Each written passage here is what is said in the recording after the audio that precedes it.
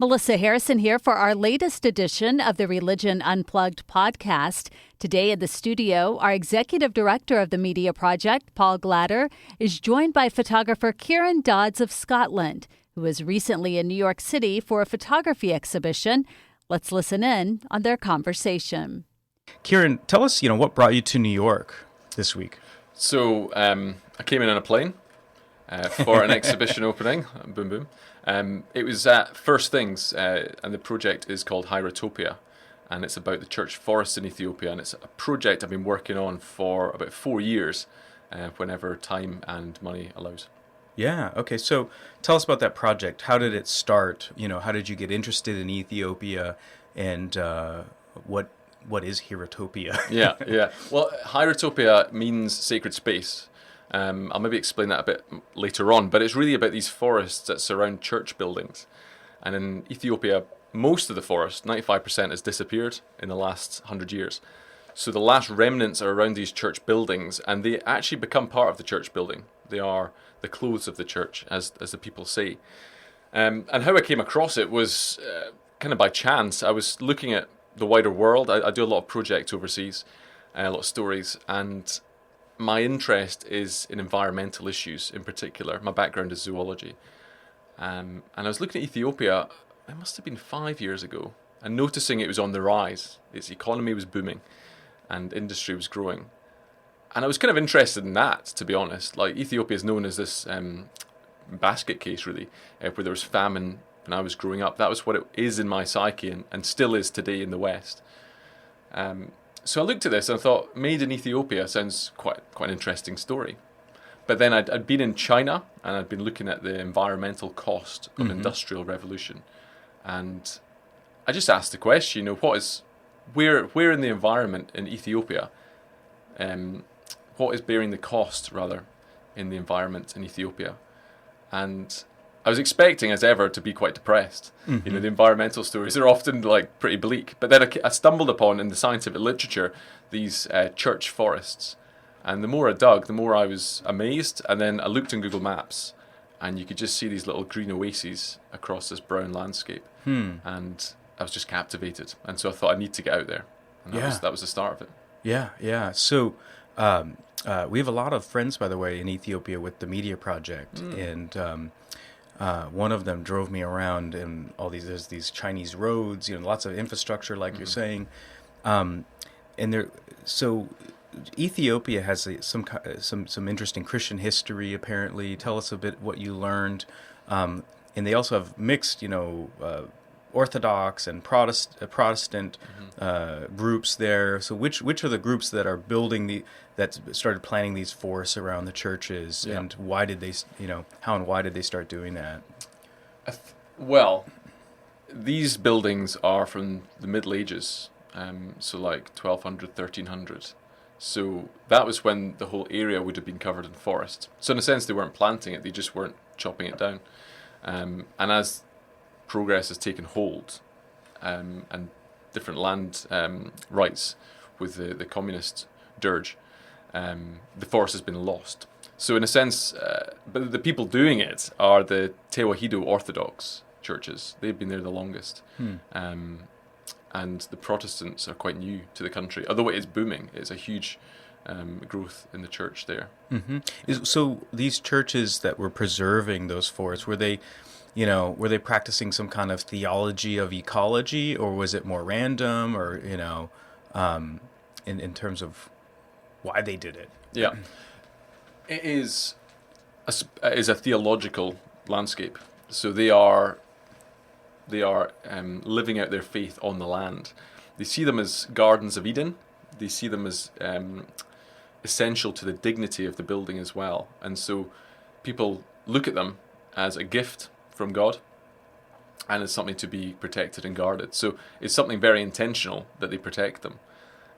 But there has been changes politically over the years, and during the dirge there was land grabs, people distributing land, and the church lost some, but they also lost the walls around them which protect them. So there's been a big change in that. And so working with the scientist there, he's trying to re-educate people about how to protect them.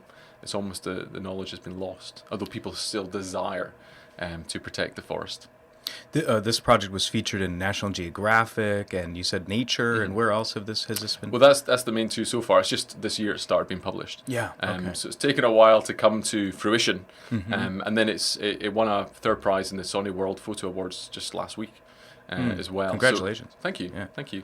And so that is bringing a new audience to it, and in some ways it's different from other stories I've worked on, because it's not just about the publication. It's about getting the word out there, and in particular, getting the word to the people in Ethiopia. This is their treasure, and I want them to cherish it and know about it. Yeah, and the National Geographic piece talked about ideas on how to save those gardens, like using, building new walls or something, or expanding the walls. How is that? Yeah. Since you documented this project, is that happening, or? Yeah, we call them conservation walls. Just to avoid any confusion in people's minds, that these walls are good to build. Other walls, is to keep cows out, and not people. So, so they have built some in the last few years, and they have incredible effect very quickly. Like the plants burst forth, and it just stops cattle getting in, and it makes people remember whose the land is, and they respect that, and they move on. They don't walk through it or chomp at the edges if you're a cow. And so that's ongoing, and it's something I've actually I put a website up, churchforest.org, and that is to raise, or just to direct people to support the work, to learn more, but also donate if they're able, to build more of these conservation walls. We're trying to get them, I think, 38 most biodiverse protected. I think about 10 have been done so far. So there are hundreds of these forests, but it's just trying to start small and create this kind of movement towards conservation. Yeah. Let's talk for a minute about how you documented, and the challenge of documenting this in the landscape there, photographically and logistically planning which ones to photograph and how to photograph those. How did that happen? What decisions did you make on that? In deciding which ones to go to? Yeah, deciding which ones to go to, and then how to document these landscapes. Yeah. So I started off just amazed by the time scales involved, like the centuries that they've endured for, and the way that the people have worshipped under the same canopy as their ancestors. And so I wanted to sort of show that photographically, the kind of passing of time. So that was one aspect of it, showing the transition and the permanence of the forest.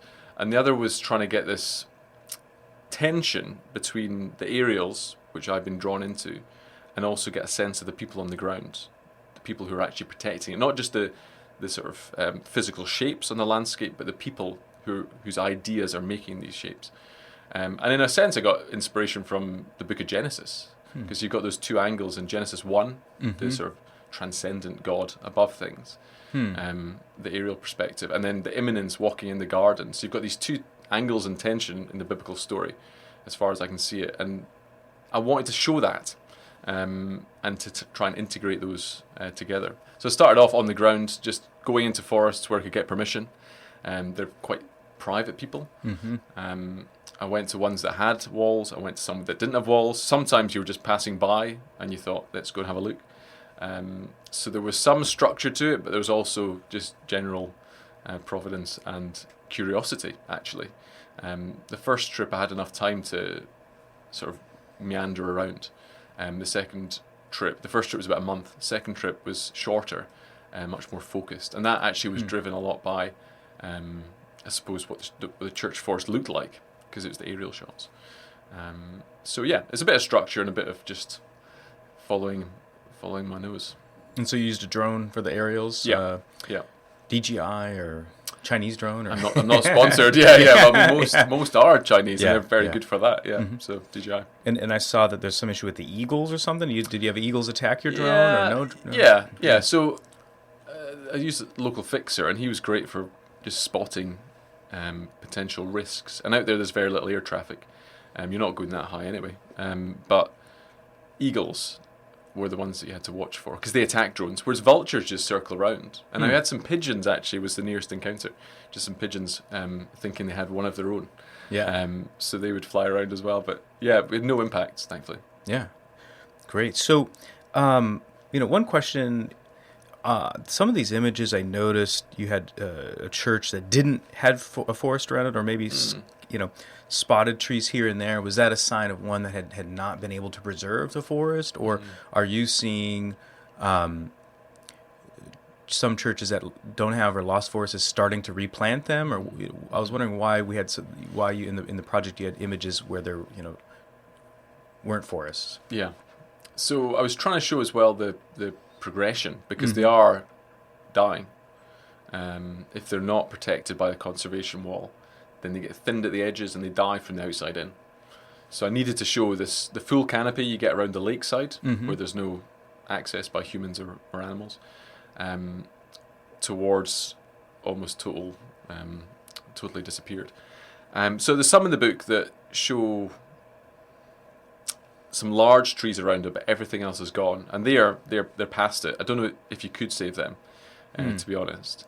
But then there's another image which shows this sort of gleaming white building, and it's kind of, the earth is darker with a couple of paths through it. And actually, that is a new church building, because the population is booming in Ethiopia. It's going to double in about 30 years. They're actually planting new church buildings to cope with that. So where you'd expect an increased population to destroy the forest through more agriculture, here you have a new church building being planted to look after the people's spiritual needs. And the locals have got together and said, this is the land from which the forest can grow. And so even in a few years, you can see it's darker than the farmland, and you can see shoots of green coming through. So if the land is given back to bee forest, it becomes forest quite quickly, assuming it's got another one nearby to seed it. Okay. And by the way, so if it was mostly this Orthodox church in Ethiopia doing this, I'm curious if you've seen, are other denominations in Ethiopia grasping this idea, and what about other parts of Africa? Are Orthodox or other denominations or religions even planting trees, saving the forests?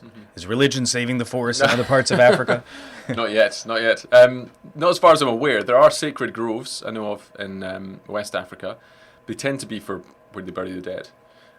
So this connection, this theological connection between preserving it, not just for a functional, burying people, but actually because it's a God's gift to them. I've not seen that anywhere else. And it's something which isn't really known in Ethiopia, to be honest. Like, that's why I'm so delighted. When I was showing this in London last week at Somerset House, like the Sony exhibition, the Ethiopian embassy came along and did a short interview with me. And it was so nice because the staff from the embassy were just delighted. There's a guy from Bahir Dar, which is the city nearby, and he was working in London now, but he was just like, this is amazing.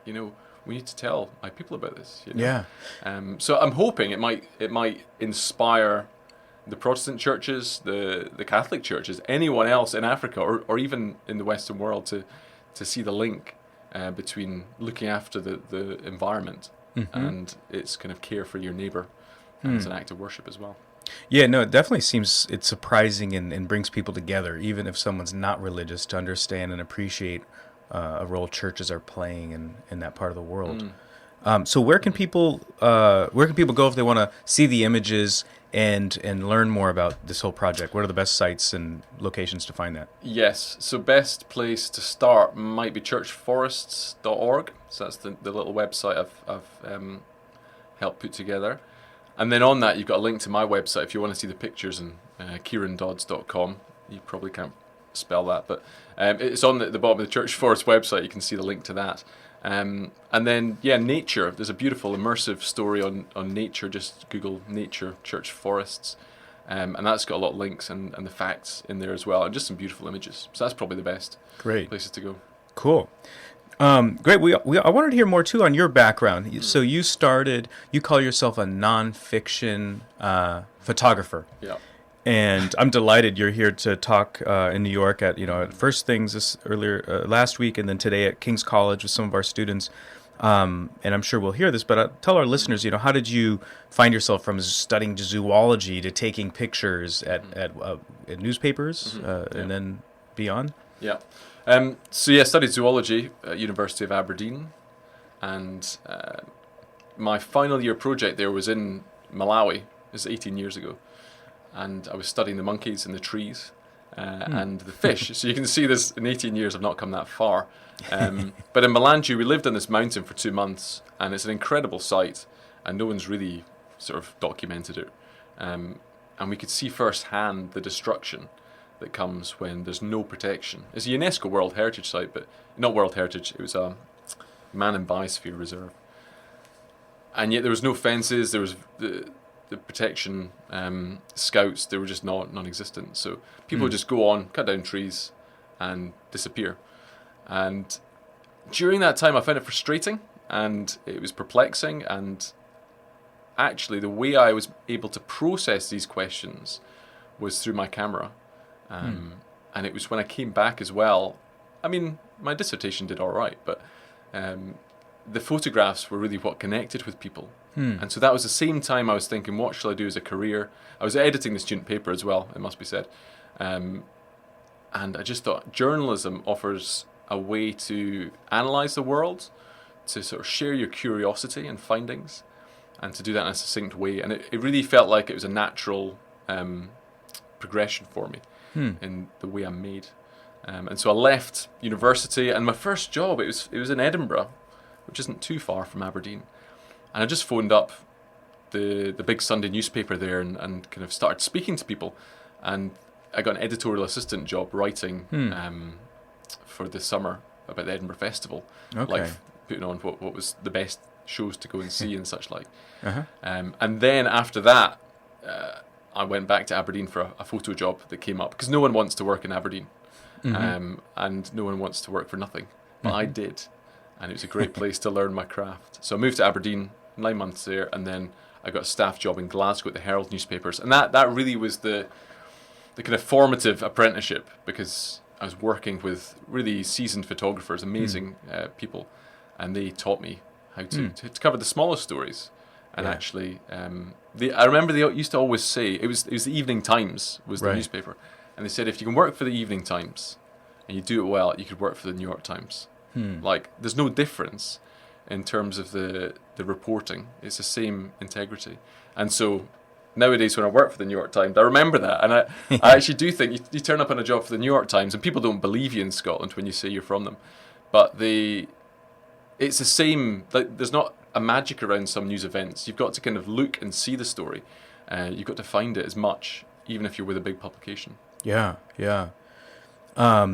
So you paid your dues and continued to. By the way, early on when you got into newspaper work and photojournalism work, how was faith and religion part of the story? Because the Media Project, one of our theses, is that journalists, whether you're covering religion full time or you're covering something else, sports, economics, whatever, that journalists should make sure to think about see religion when it appears and not ignore it, because it's part of people's lives. And I'm just wondering how that became evident to you, if it did, during your newspaper days and into the current projects. Yeah, well, in Malawi, I wouldn't have called myself religious then. I would have been quite agnostic, studying the origins of life and the scientific worldview. That was where I leant. But going into Malawi and meeting the people there, and even thinking about how to engage their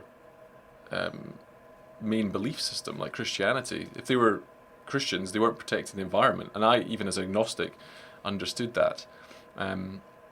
So I kind of at that point thought, we need to talk about this. But I was interested in that particularly because my brother had come to faith as a Christian in Oxford while studying medicine, and he'd give me a Bible to read, and I was like, okay, stop being weird.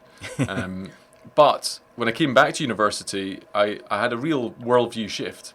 I looked at the evidence of Christianity and came to believe, in the same way you come to believe scientific truths, that it was a historical event, and then I sort of committed my life to that.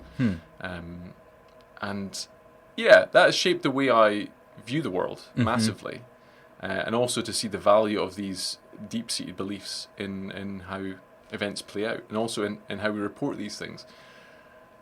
And also realising that people who don't claim an affiliation to religion have deep-seated beliefs that shape their worldview and should be respected and understood, and probed, actually, to see the motivation for things. I'm interested not just what people are doing, but why they're doing it. And so I think having had that real change in worldview opened up quite a lot of the world to me, because most of the world would claim to have some belief in the something larger than just the matter of the universe. Right. And so how did you then go from newspapers, being a photojournalist, to being a nonfiction photographer? Like, what was the... This title's funny. I mean, no one ever questions it, actually. Maybe it's apathy. But I told it to a lady once at an awards ceremony, and she just laughed. She was a teacher. She went, "Wow, what's a non-fiction photographer?" And I think it's over the years, it's become, the term photojournalism, there's a kind of, people feel it's problematic. Everything's problematic these days. But I felt as well my work was sometimes not specifically for newspapers, though it's in the same ethos. And I felt like non-fiction, when you're talking about books, like people understand non-fiction, it's to do with facts and real things. And I thought I'd just apply that to photography, and hopefully people will get that. And it kind of moves a little bit away from the sort of the problems people associate with photojournalism, because people don't want to talk about truth with a big T, or they find it's about authenticity. So it's trying to work that. And also my work's moved towards a sort of gallery space as well. So there's an artistic element to it. So I feel like that allows me the flexibility to sort of see the overlap as well between journalism and art. In many ways. Sometimes it's about context. Sometimes it's it's who's publishing it. If you go to KieranDodds.com, you'll see some of Kieran's work, and there's some stunning images from some of the other projects that you did before the Ethiopia project. And someone who comes from the photojournalism world, I saw you were got a World Press Photographer Photo of the Year, and these are the kinds of things I know that elevate you to doing freelance for the New York Times and these other publications. But tell us about some of these projects. Bats. You've taken photos of bats. You've taken photos apparently of gingers around the world or something. So so tell us about those two and others that have captivated you. Yes, the bats. The bats was kind of the one that launched me into freelance world. So I'd won the UK Young Photographer of the Year, the Picture Editors Guild, and that was just with my general newspaper work. And they give you a bursary and some money. It was a great award.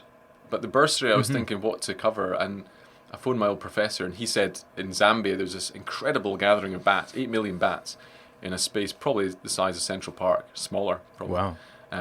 So an incredible, like they said, it was the highest gathering of mammal mass in the world, like stacked up on these trees. But I was thinking, if this is true, why has no one covered it? It's often the way with amazing stories. You don't believe it at first. But I trusted him. He's a professor, trustworthy. And I went out to Zambia and spent a month with him and photographed them. And I came back, that was the November into December, and then January I entered the World Press Photo Awards, and in February I won the first prize in the Nature Stories. And it was just astounding. Like, I was 25,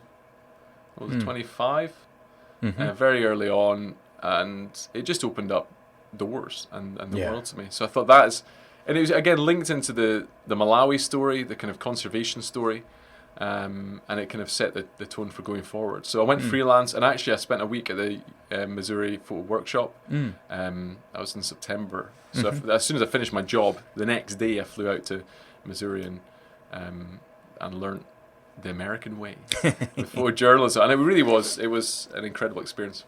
Yeah, no, it's an amazing community worldwide of people who care about still images, I think, But it seems to have a particularly high role here. There's a real, what can I say, purity about it. And so that really inspired me to sort of change the way I shoot as well. So that was the bats. And then in 2014, Scotland was voting on independence from the UK. And so the year before, I started thinking about sort of long-term projects that I could do ahead of that, and I had 5 in total, and one of them was the gingers, because I wanted to use this kind of cliche of national identity to get people in, and to show, I use it as a way, it's portraits of people with ginger hair, which is, people call it red hair, but I don't think it's really that red, and it's a kind of cliche of national identity, so I wanted to use that to show the diversity of opinions. So when we hear about Scottish people, that they would see a group of people that look similar but are diverse.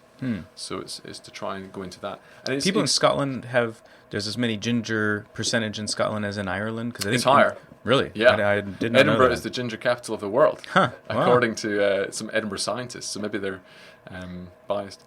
Yeah, it's about 13% express the hair colour, and 40 carry the gene, they say. But it's, I mean... And you and your family, you have a couple kids, and you guys all have red hair twins, as well? Ginger. So my wife must have the gene. We debate about whether she is actually ginger. She thinks so. I'll have to get a genetic test for her. Okay. But yeah, it's expanded from then. It's a funny old story because it's just simple, and it's portraits, studio lit, and it really captured people's imagination. And I went to London to do the Gingers Redhead Day UK, and got gingers from across the world at that point. And then I noticed this map online, which is of dubious origin, which has a hotspot of redheads in Russia. Yeah. And so I kind of thought that'd be quite an interesting place to go. Yeah. And a couple of years back, I managed to go to a city called Perm, as in the hairstyle. Okay. Is that a hairstyle in America? Yeah, it is, the Perm. In Russia, from the 1980s. Yeah, it's coming back again. Yeah. I'm considering it. But you got to grow your hair out of it. Yeah, I will. Yeah, if it's fashionable, I'll do it. Yeah. But Perm, I went there, and it's the same latitude as Inverness in Scotland. So I just photographed gingers in Inverness and in Russia and put them side by side, because to me it's a way to just dissolve political boundaries. Russia is seen as the other. It is it's still the evil empire, and so I kind of wanted to show that most Russians are just everyday people, and just to sort of challenge our prejudice. And yeah. So, how long will you keep? How many countries have you been to documenting gingers? Do you find any in New York here to document? Or, I mean, I'm not here at work, so yeah. Oh, okay. Good, yeah. No photos. I've not done American ones, though I did meet some in London. But again, it's one of these stories that is self-funded, and actually the Russia trip was quite expensive. So you do corporate work, which then pays for these projects, and also if you get it published, it pays for it as well. And it's funny though, because the Gingers was started for that kind of news interest around 2014, but it's found more of a place in galleries. Yeah.